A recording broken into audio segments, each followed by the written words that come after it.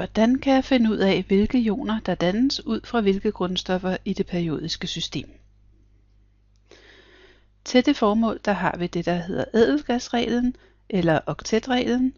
Den går ud på, at alle atomer i hovedgrupperne i det periodiske system gerne vil have 8 elektroner i yderste skal, fordi så kommer de netop til at ligne ædelgasserne, som står i hovedgruppe nummer 8. Der er lige et par undtagelser til reglen. Der er altid undtagelser til regler i kemi nemlig, og det er, at lithium og beryllium, de vil gerne have 2 elektroner i deres yderste skal, fordi så kommer de til at ligne helium, som også har 2 elektroner i yderste skal, selvom det er en ædelgas. Og så er der hydrogen, som når den danner ioner, så danner den H+ ioner, det vil sige, at den afgiver sin ene elektron, så den ikke har nogen elektroner tilbage.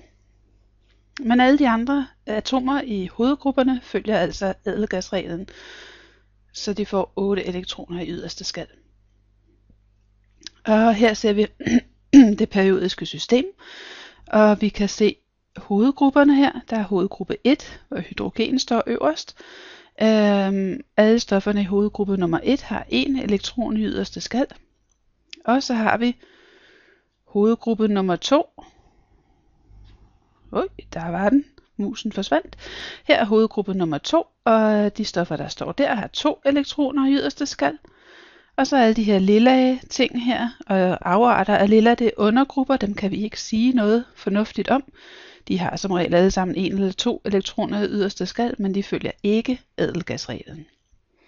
Herover har vi hovedgruppe nummer 3, den der starter med bor, og så nummer 4, 5, 6, 7 og 8.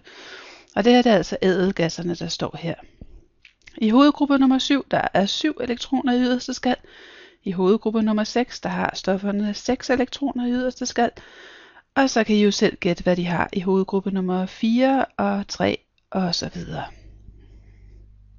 Altså, antallet af elektroner i yderste skal er lig med hovedgruppenummeret.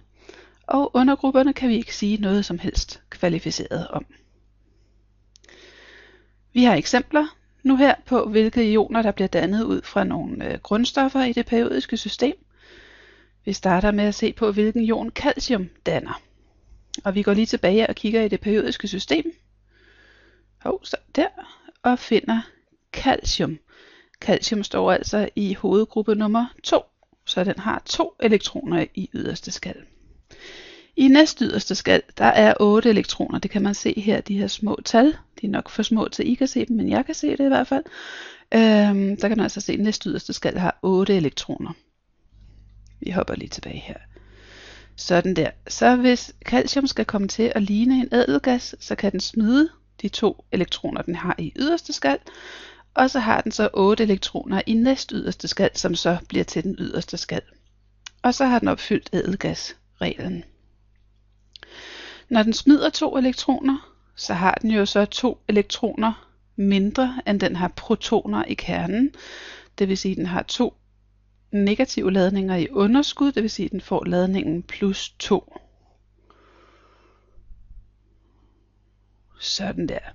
Der bliver altså dannet calcium +2 ioner. 2+ ioner hedder det. Vi kan også kigge på oxygen. Hvis man går ind i det periodiske system, så vil man se, at den står i hovedgruppe nummer 6. Så oxygen har 6 elektroner i yderste skal. Og den måde, den hurtigst får 8 elektroner i yderste skal på, det er ved at optage 2 elektroner. Så har den så 2 elektroner mere, end den har protoner. Det vil sige, at den får et elektron overskud, det vil sige, at den får en negativ ladning på 2 elektroner. Så den kommer til at hedde O2-. Det sidste eksempel, jeg har, det er natrium. Hvis man går ind og tjekker i det periodiske system, så har natrium ladningen sludder, så står natrium i hovedgruppe nummer 1. Det vil sige, at den har 1 elektron i yderste skal. Og den vil den gerne afgive, fordi når den har afgivet den elektron, så har den 8 elektroner i den næst yderste skal, som så bliver til den yderste skal. Det vil altså sige, at den danner ionen Na+.